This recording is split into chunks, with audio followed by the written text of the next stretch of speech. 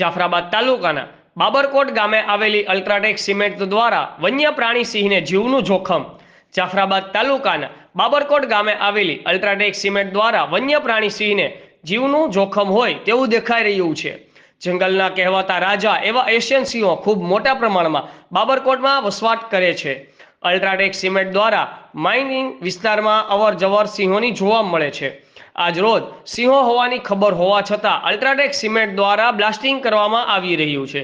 આ બ્લાસ્ટિંગના લીધે સિંહોના જીવ જોખમમાં હોય છતાં પણ અલ્ટ્રાટેક સિમેન્ટ કંપનીના સાહેબો દ્વારા કોઈપણ જાતનો ડર રાખ્યા વગર ખુલ્લેઆમ સિંહ સામે હોવા છતાં બ્લાસ્ટ કરવામાં આવી રહ્યા છે.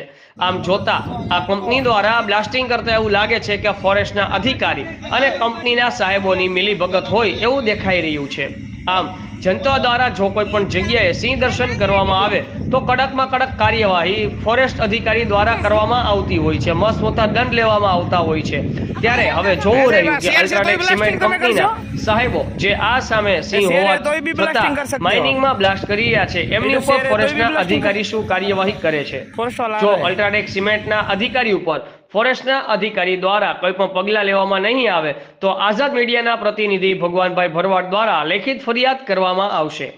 કેમેરામેન મહેશભાઈ ભરવાડ સાથે બ્યુરો ચીફ ભગવાનભાઈ ભરવાડ, આઝાદ મીડિયા લાઈવ, જાફરાબાદ. ઓય આ તમે અહીંયા હાવ છે તો બ્લાસ્ટિંગ કરી નાખશો.